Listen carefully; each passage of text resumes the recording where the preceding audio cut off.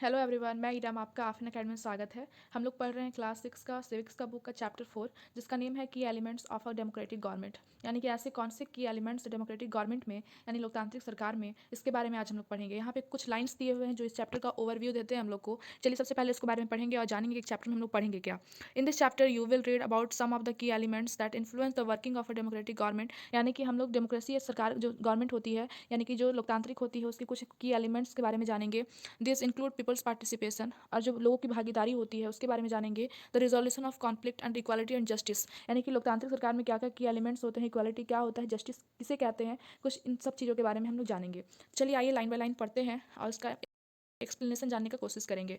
देखिए यहाँ पे हम लोग एक साउथ अफ्रीका कंट्री से स्टार्ट होता है चैप्टर, तो चलिए हम लोग प्रोसीड करेंगे इसमें। South Africa is a country that has people of several races, यानी कहा जा रहा है कि साउथ अफ्रीका एक ऐसा देश है जहाँ के जो लोग हैं बहुत प्रकार के रेसेज हैं, यानी कि उनमें बहुत अलग अलग रंग के लोग के हैं वहाँ पे। There are black people who belong to South Africa, वहाँ पे ब्लैक कलर के पीपल हैं साउथ अफ्रीका से जो कि बिलोंग करते हैं। Whites who come there to settle, वहाँ पे वाइट पीपल हैं जो कि आके सेटल हुए हैं। और कुछ इंडियंस हैं who come as labourers and traders, जो कि एक लेबर के तौर पर या व्यापारी के तौर पर गए हैं। देखिए यहाँ पे एक स्टोरी स्टार्ट होता है, आइए अच्छे से पढ़ते हैं इसे। Maya Naidu an 11 year old South African girl living in the town of Johannesburg.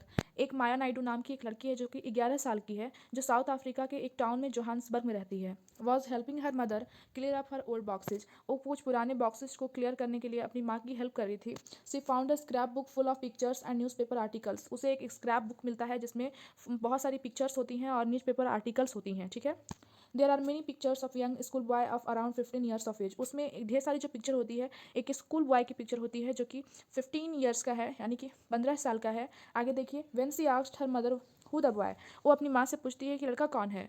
C was told that he was called Hector Pieterson, तो उसकी माँ उस लड़के का नाम बताती है हेक्टर पीटरसन। तो आइए हम लोग नेक्स्ट स्टोरी देख लेते हैं।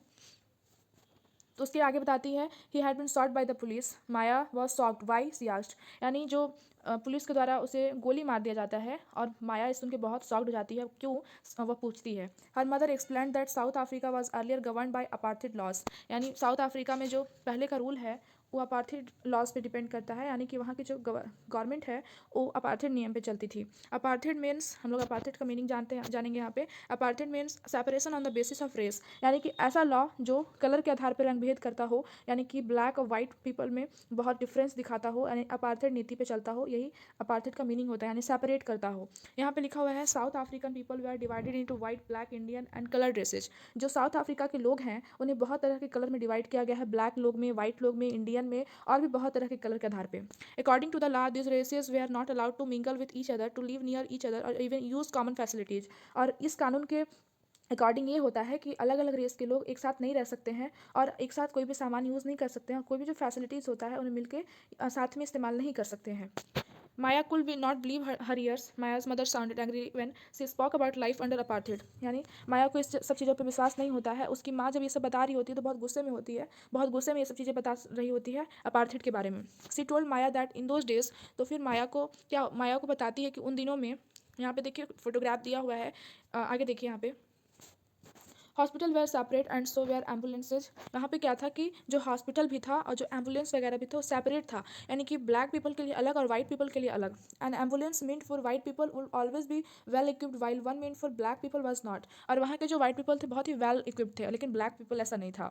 There were separate train and buses, वहाँ का जो बस और ट्रेन भी था वो भी अलग अलग था दोनों के लिए। Even the bus stop were different for black and white people, और जो बस स्टॉप होता है जहाँ पे रुकने का जगह होता है वो भी ब्लैक लोग के लिए और वाइट लोगों के लिए अलग अलग था, यानी कि काले जो लोग हैं वो अलग बस स्टॉप पे जाते थे और जो गोरे लोग थे वो अलग बस स्टॉप पे जाते थे।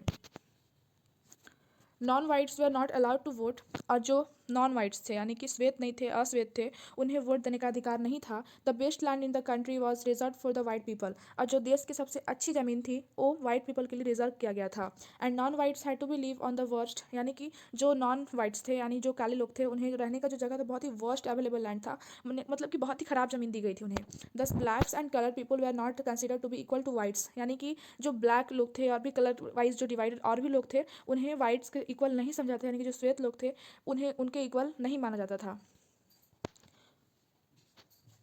One Blake Township was the southwestern township. Sveto Hector Peterson lived here and he and his classmate joined the protest against learning the Africans language. यानी एक शहर का नाम यहाँ पे दिया हुआ है, वो लोग यहाँ पे रहते थे और उनको उनके क्लासमेट एक चीज़ का विरोध कर रहे थे, वो क्या था, अफ्रीकन लैंग्वेज का, यानी अफ्रीकन्स भाषा का वो विरोध कर रहे थे सीखने से। यानी उनका ये तो कहना था कि वो अपनी लैंग्वेज सीखेंगे, वो क्यों सीखेंगे अफ्रीकन लैंग्वेज इन स्कूल, मतलब स्कूल में।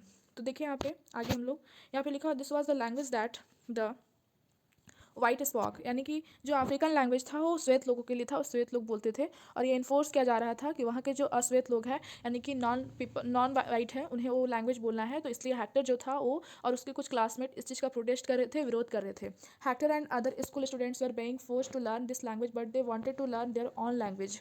यानी ये जो नियम था और ये जो लैंग्वेज था, ये फोर्स किया जा रहा था कि हर स्कूल में हर बच्चे को ये सीखना और पढ़ना है, लेकिन वो क्या चाहते थे, वो अपना लैंग्वेज सीखना चाहते थे, अपना लैंग्वेज में वो सब कुछ करना चाहते थे। उनका अपना लैंग्वेज क्या था, जुलू, यहाँ पे दिया हुआ है जुलू। आगे देखिए, the South African police beat up the protester mercilessly and shot at the crowd. वहाँ की जो पुलिस है वो बहुत ज़्यादा उन लोगों को मारती है और प्रोटेस्टर पे बिना मर्सी के क्राउड में यानी भीड़ में शॉट यानी कि गोली चला देती है। One of their bullets killed Hector, और उन्हीं में से एक गोली हेक्टर को लग जाती है और मारा जाता है। दिस वॉज ऑन 16 जून 1976, ये 16 जून 1976 की बात है। चलिए आगे देखते हैं हम लोग यहाँ पे। लिखा हुआ the African National Congress, a group of people who led the struggle against apartheid. African National Congress, वहाँ पे कुछ लोगों का समूह है जो कि इसके खिलाफ बहुत ज़्यादा आवाज़ उठाए, स्ट्रगल किए अपार्थीड के खिलाफ। हम लोगों ने पढ़ा कि अपार्थीड क्या है, जब रंग भेद किया जाता है, रंग के आधार पर किसी दूसरे से भेद किया जाता है, उस नियम को अपार्थीड लॉज कहते हैं। तो इसके खिलाफ जो हमारे यहाँ पे कुछ लोग हैं उसके खिलाफ बहुत ज़्यादा आवाज़ उठाया, जैसे अफ्रीकन नेशनल कांग्रेस के जो ग्रुप के लोग थे।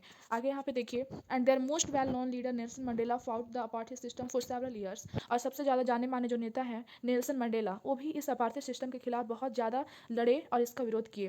फाइनली दे सक्सीडेड, और आखिरकार वो सक्सीड हो गया, उनका सक्सीडेड हो गया। Finally they succeeded and in 1994 south Africa become a democratic country in which people of all races where considered equal. और आखिरकार 1994 में साउथ अफ्रीका एक डेमोक्रेटिक देश बन गया और वहाँ के लोगों को रंग के आधार पर डिफ्रेंशिएट नहीं किया जाने लगा, वहाँ पर इक्वल कंसिडर किया जाने लगा। तो आज के लिए इतना ही, हम लोग फिर आगे के पार्ट 2 में पढ़ेंगे। अगर आपको वीडियो अच्छा लगा हो तो लाइक करें।